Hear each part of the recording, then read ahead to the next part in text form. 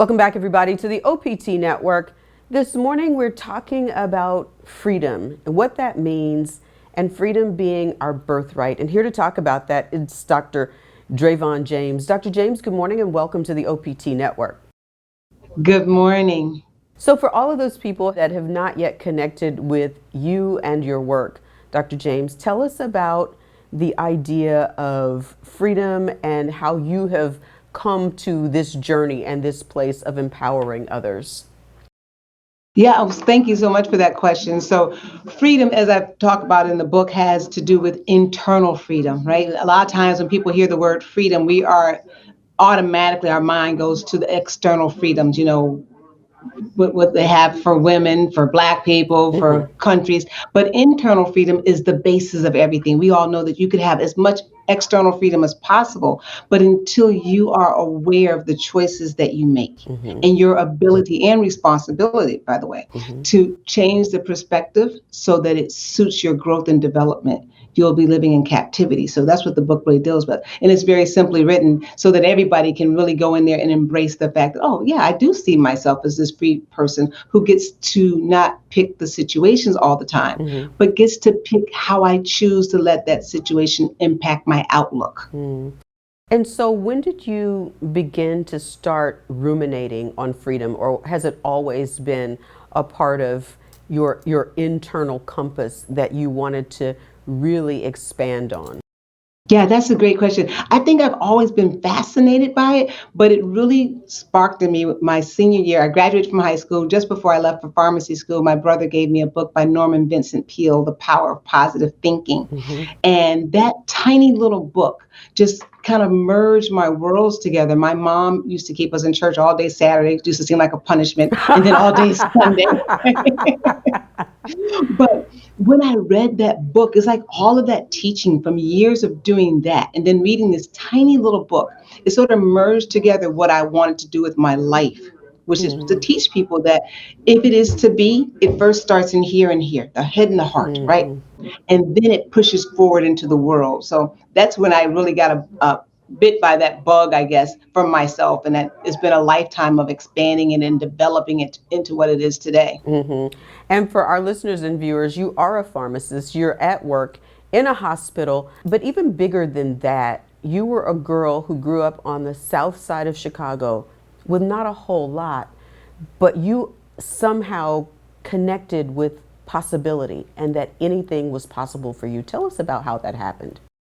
Yeah, that's so interesting too, because I think oftentimes we equate with having more material things with having a bigger view of the world, right? But I think my mom was able to do something for me and my brother and sister, which was to create this belief and this knowing in us is that we can go as far as we believe we can go. So that, I mentioned being in church on Saturday and being in church on Sunday all day long. And that kind of just that reading and that studying and that belief in myself that I was bigger than my surroundings, right? I was bigger than limitations that people put on us when they viewed us. I was as big as my mind and my thoughts and my heart could take me. And that was boundless. Right? Wow. And then so as you start growing up, when do you have a desire to be a pharmacist? When does that happen? So funny. My mom, I was good at math and science. My passion was in the arts, but I was very good math and science student. And I was in the 11th grade, and my counselor sent the pharmacy school recruiters to my Latin class. To your And Latin class. Wow. so up until that point, my mother had told everybody that I was going to be a medical doctor. That's what she told everybody. I really had no interest in that, but she told everybody, look at this child's going to be a medical doctor. And that recruiter from the pharmacy school, I told her, I said, my mom wants me to be a medical doctor. I really want to be an actress or something of that nature. And the recruiter was so great. He said, you know what, if you go to pharmacy school, you'll be able to get a great job. And then as you study to get into medical school, you'll have income. And I thought, well, I'll do that. And who knew, I went on and got my doctorate degree in pharmacy. So there was a little bit in there from my mom and from me, so it wasn't anything that I longed, it was in my childhood dreams, but it was a great way for me to get out and really, I've always had this passion of helping people. So it was my way of giving back and helping people. And it was allowed me the flexibility to pursue my other passions as well. Wow. And so at some point, did you learn to love, or did you come to love being a pharmacist? Yeah, I think what I love about it, and you can always find out what I love about. I love helping people feel whole, to connect to that part of themselves. And pharmacy is, healthcare is a great way to do that, right? Because you need this vehicle, this body to Hmm. exist in. So it's a great way of me serving and feeling that part of my personality. And so your love was the arts. And so that sort of is a part of who you are. And you start to flesh that out as well. Talk about acting and being bitten by the acting bug. So that happened in the third grade. I still remember the moment. I remember the day with clarity when I decided that, yes, this is for me. It was over a play I auditioned for called Ladies First. And my mom was not excited about that, as you can imagine. And I was doing like a little bit in the community, was getting some write up in some local newspapers, and went on to college. But when I had my daughter, who is now 21 years old, I looked at her and I said, I really can't encourage this child to follow her dreams if I don't follow mine. I got back into acting, and the biggest role to date was my time 3 seasons on HBO, The Wire. So it's still something I do. I'm auditioning for things now that we're opening back up with the pandemic being on the downside. So yeah, it's still something that I do, and it feels it. We're multifaceted as people, right? We have a lot of in us. And so when that opportunity comes, how does that little girl that was in the third grade, who knew that she knew that she knew that this is it, this is where I come alive, this is what I'm passionate about doing, this is what happens when you get, but I mean, because everybody who loves The Wire, knows how big The Wire is. Yeah. So when I get to do that, it's almost like me turning around and kissing myself and saying, thank you for believing in me, right? Thank you for going forth. And I thank myself for everything. I love what I do, helping people, but I also think the arts help people as well. So it's just another way of helping people that really resonates with my true self, right? Hmm. And everything is choice. People always say acting is pretending. I said, acting is your truest self. Somebody else writes the words, but you create the character, right? Hmm. And Hmm. that's the same thing in our day-to-day life, right? Somebody else gives you the scenario. You get to decide who you want to be in that scenario. Powerful.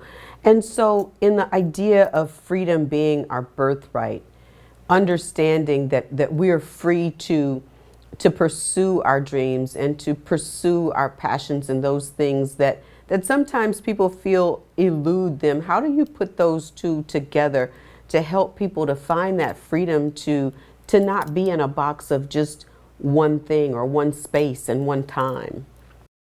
It all starts with self-awareness, right? Oftentimes we have a dream, but we're not really what's behind the dream. Like, what is it that the dream is fulfilling in you? When you become more self-aware, you become more determined to live your true life. And then there'll always be obstacles. There's always choice.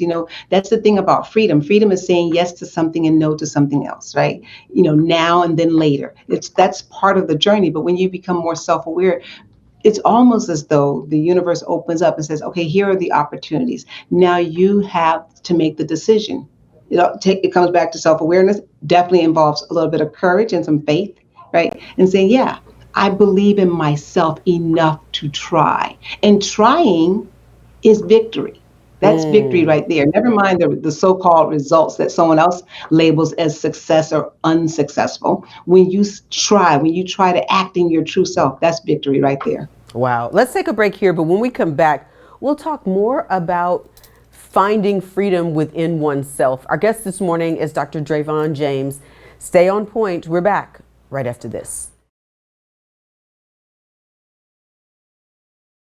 Welcome back, everybody, to the OPT Network. Our guest this morning joins us from Baltimore, Maryland, and her name is Dr. Dravon James, and we're talking about her book, Freedom is Your Birthright, but not just freedom but for the sake of freedom, but really fleshing out freedom. And so many people feel bound to where they are. And among all of the things that you do and all of the balls that you have in the air, you're a motivational speaker and really a teacher. And so in the last segment, we were talking about trying or getting started. How do you help people that have been where they are, but they're trying to move out into freedom? Because sometimes a job can feel like bondage. How do you help them to make the transition? Yeah, the first thing is to realize that your focus has to be on the positive, right? It's never on what you're running away from. That's the wrong type of focus. That puts you in that stress mode, right? Eat or, kill or be killed. And that's not the energy we want to use. We want to use this love space, which is so abundant. So we're focused on what it is we're moving towards, right? Keep that, what it is we're moving towards in grace and in Mm, gratitude for where we've been and where we currently are. Not this sense of, oh, I can't, I can't stand where I am.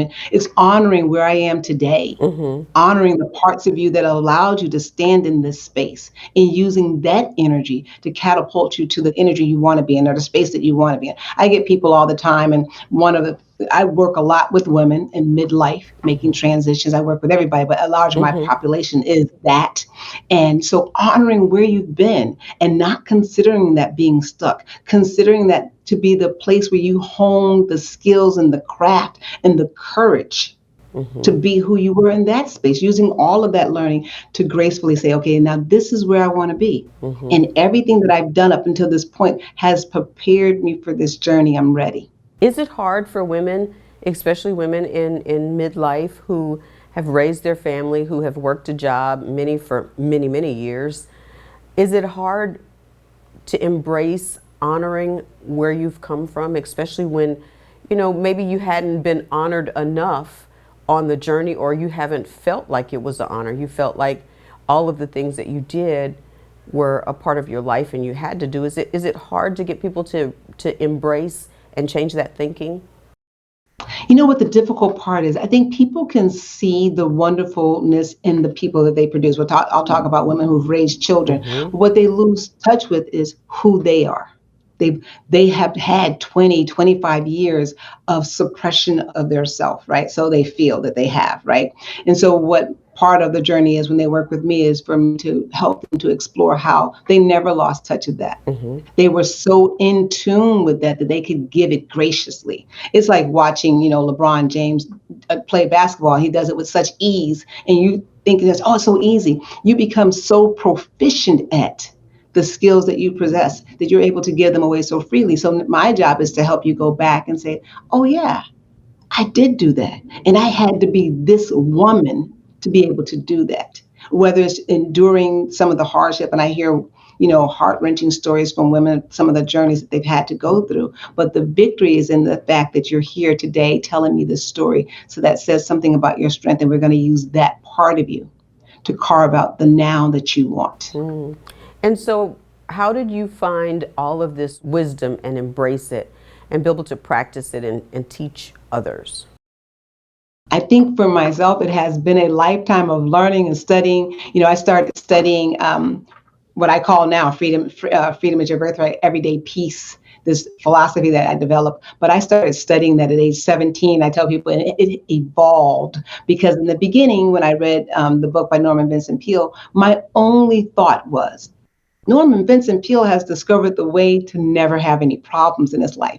As I continued to study and grow in my own search for this elusiveness of peace at the time, I discovered that what he was teaching was how to take everything that's shown up in your life and use it as a stepping stone. So that's what I've done. I've taken all of the so-called setbacks and heartaches and studied and use those to propel me forward, keeping always my eye on this is my true self. And I evolve as a woman. I allow myself to evolve Mm-hmm. and change, in that process. Sure.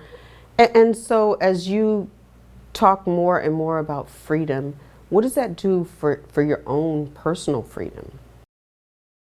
The more I teach, and this is the beautiful part of this, the more I teach, the more it reaffirms me in my place. And not that we have to be so rigid. I think we get stuck. We think that I've done it this way. I've been this person. This is who I've shown up as. And I don't want to disappoint my audience. I think we get stuck in that space of being so externally focused instead. So for me, when I teach, what it does for me is to have me frequently in my meditation and my quiet time to go back and say, who am I today? Hmm. And allow that to be totally different than who I was yesterday and be okay with that. Wow, who am I today? And how does Yeah. that manifest? Does that change? Do we show up each day in your idea Oh, as a different person or a different being? if we're lucky, right, we get to take all of yesterday's lessons, right? We say we show up new every day. And if you're lucky, we're so in tune that we do allow ourselves to show up new every day, wide eyed, bushy tail, inquisitive, right? Mm-hmm. And in awe of what is before us. And that's in our newness. But we get all that, we get the benefit of all that learning from yesterday. But we don't have to have the same uh, staunchiness that we had yesterday. We can be a totally different person today. Not meaning that our personality is flip flopping, but meaning that we're flexible. Mm-hmm. We're Mm-hmm. able to receive, to Mm-hmm. be gracious, not only with ourselves, but with other people. Absolutely. And if we missed it on yesterday, then we have an opportunity tomorrow, if we're blessed to make it into tomorrow, to show up in that grace for today. Because sometimes I think we can harp on, what happened in the past. And of course, yesterday is the past, but we can harp on the things that didn't go well. And if we're not careful, they'll stifle our future.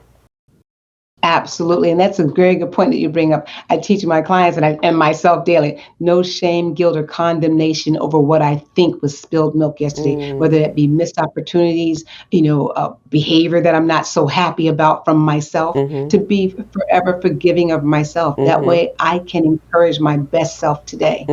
Absolutely. Let's get a break here, but when we come back, Dr. James, I want to talk about who knows you best and how that equates to the freedom that I think many people are looking for, whether we know it or not. Are we really free, or are we held in bondage by condemnation and woulda, coulda, shoulda? Well, if you are, you want to make sure that you stay on point.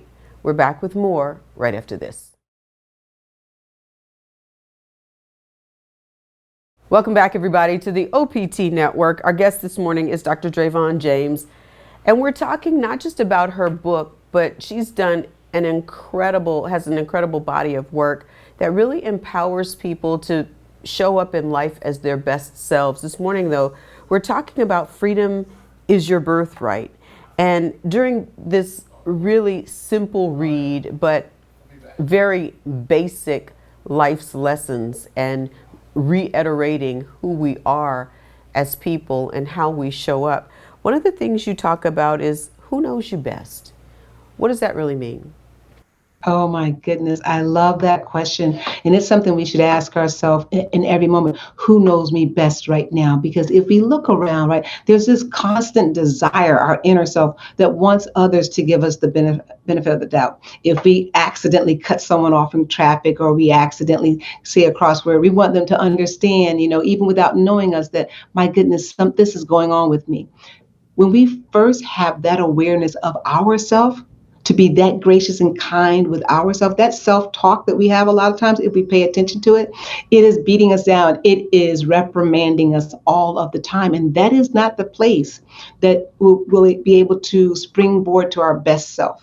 Self-condemnation does not work. Self-criticism does not work for sustainable change. So when we know ourselves the best, without making excuses, but with saying, this is why I'm short today with the kids, or, with the lawn people or whatever. I haven't eaten. I work long hours. So, I haven't done this. I I'm haven't going done through a that. menopause.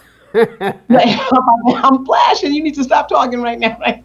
So when we're that way with ourselves, when we know and we stand in this place of self-awareness, first of all, we'll see an amazing thing happen, that our behavior externally changes, that we're so self-aware that we're able to self-soothe and still show up as our best self. When we stand in a way of self-denial, when we're not looking at it, we're not aware of what's going on ourselves, our lips and our tongue just start moving, and we're like, oh, who said that and why? Why did I just behave that way? Right? When we self-soothe, meaning we are standing at a place of self-awareness, we start self-soothing automatically. We turn that light of awareness, is what I call the light of awareness, inside. And you'll be amazed what happens. We calm down. We realize what we need. But And we you, behave in a way that's more appropriate. right, but for most people who, and I've always worn this probably as a badge, and maybe you and others have too and can relate to this. I've always said I'm harder on myself than anybody ever could be. And I think or I use that so that I know that I'm going to be as hard on me as I can. And I think when you have that sort of mentality, it doesn't allow you to easily self-soothe because you're Right. always so critical and so judgmental of one's self. So how do we Yeah. escape that? Oh, I love that you brought that up because we wear that as a badge of honor, right? I am so hard on myself. So what we need to remember too is that like attracts like. That's how energy moves. So if we're critical on ourselves, we're saying to the universe, send me more people that will Mm. be critical of me, Oh, wow. right? Mm-hmm. And then what happens is that we give off that energy to other people that here, come here, this is not a safe place. I will rip you to shreds. I will see every flaw in you because I seek out every flaw in myself. Mm. We've been taught that's the way to self-correct. And we do that with our children Mm-hmm. sometimes, Mm-hmm. right? Tapping myself in the hand, right? But when we approach it differently and say that I honor you today just the way that you've shown up. I know that no matter what happens today, that I am aware that you are going to do your best. And I'm going to love you no matter what. Mm-hmm. And we don't do That that makes enough, do we, at all? I never oh, do that. I never do that. right? I was teaching this class the other day and I told people, I said, we wash our face and brush our teeth every day, hopefully, right? And Mm-hmm. so we look in that mirror and the first thing we need to say is that I love you. I honor you. Thank you for Mm-hmm. showing up today. I know it's not always easy. Mm. Right? When we do that, we give ourselves permission. You'll feel the walls just start boom, disintegrating in ourselves. And we open up, right? Mm-hmm. And Mm-hmm. that love, that part of us that's seeking validation, opens us. Here I am. Thank you for loving me. Let's go do some good today. Mm-hmm. You know, I was most intrigued by Who Knows You Best because I wondered as I was reading it, how do we really know ourselves? Do we really know ourselves? And can we talk about the truths that we say to ourselves, the truth about who we are internally, the things that maybe nobody has privy or is privy to. And until you can really own that and say, I do this, you can't really be kind to yourself. You can't be compassionate with yourself. You can't self-soothe because you really are not articulating that to anyone. It's inside chatter. It's all, as you said, I think during the break, it's all in your head, and in your head is where all of these things live. Does that make sense? Absolutely. So I call that like the boogeyman. When when we're kids, oh, there's a boogeyman underneath the bed. It seems larger than life. This so-called mistake that you made, or this so-called thing about your character that you don't want anybody else to know. But when you shine the light of awareness on it, the boogeyman becomes very small, and you realize, oh my gosh, that is something I'd like to change. But I've decided to honor myself just for acknowledging that that is something that I do. Now, Mm-hmm. that may have become a defense mechanism that I needed way back 30 years ago. I don't need that part of myself anymore. Mm-hmm. I can let that go. Mm-hmm. But And it's just that becoming aware of it. and that's the hardest thing because again, that's a part of change, right? So this thing that I've done all these years, I have to figure out how to create a new pathway in my brain to change this thing, to begin to honor myself, begin to accept myself right where I am, to begin to have compassionate with myself and for myself. And it sounds like a lot of work. And I tell people the first place to start is just start watching it. And when you see it crop up, you don't try to change it. You say, I love you anyway. You know, I still love Mm. you. Right. You And don't all even of us, try to change it. Just don't try, acknowledge it. right, right. It's like trying to stop a 2-year-old when they're having a tantrum. They yell, you yell, they can out yell you, they can out. Right? So you stop for a moment, you just look at it in their eyes and say, I love you. I absolutely love you. Let's take a look at that. And we Mm. do that with ourselves. All of a sudden, the self says, you love me? You notice me even though I don't do this? Yeah, I Mm-hmm. do.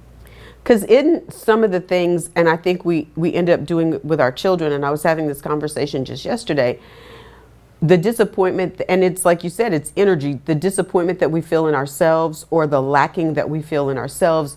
When our kids do the same thing, it's almost as if we're saying as parents, I'm not pleased with you because you didn't behave in the way that I expected you to do. And it's really something that we're passing on.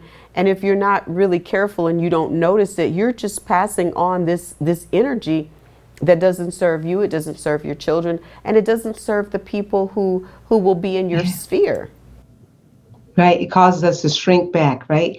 And we don't know. And it all starts with a simple practice, which is so profound, of self-awareness and standing in that place of love. Nothing that we have done is unforgivable, but we first must have to forgive ourselves. And I've coached people were hurt by their behavior, but if you don't stop and forgive yourself first, Mm-hmm.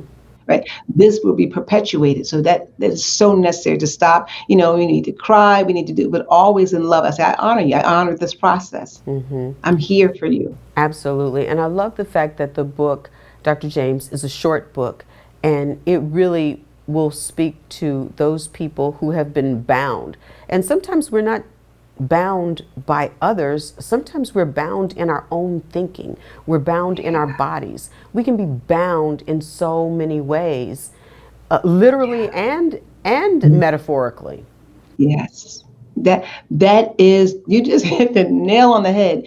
We bind ourselves, right? And then we've got our hands and legs bound, and we're in the deep end of the pool trying to put an oxygen mask on, and until we realize that, gosh, I got the key to this cage. It starts with me and my perception of me Mm-hmm. and forgiveness of me and love of me right here, not when I change, Mm-hmm. right now, today. Love and accepting me now. Absolutely. Let's get a break here, but when we come back, we'll talk about how to get there. And I want to talk about who needs a life coach. We hear about this all the time, but how do you really just stop and say, you know what, I need help? Dr. James is going to tell us how we can do that right after this. Welcome back, everybody, to the OPT Network. Our guest this morning is Dr. Dravon James, and we're talking about not just her book, Freedom is Your Birthright, but what I love, Dr. James, about your life is that you haven't limited your life to one area. You could have said, you know what, I'm going to be a pharmacist. I do very well in pharmacy, and that's it. You found freedom to pursue the things that you could fathom or that you could dream about in your mind. Did that Yeah. start early, or was that a process? Yeah, I think and I go back to my mom. You mentioned earlier that I'm from the South Side of Chicago, born in a very impoverished environment, and recently lost my mom. Oh, I'm But sorry. her teaching really encouraged us to think beyond here, to dream, and I teach my clients that, to continue to dream. And it's okay. Nobody's dream is large or small. It's your dream.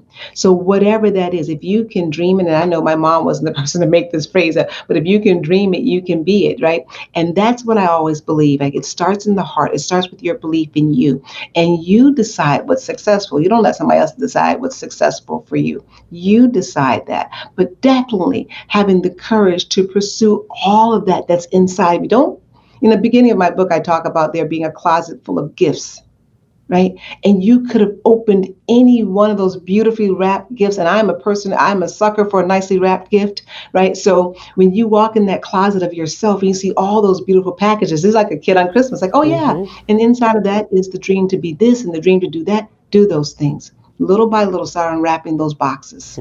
Let's talk about those people that are broken.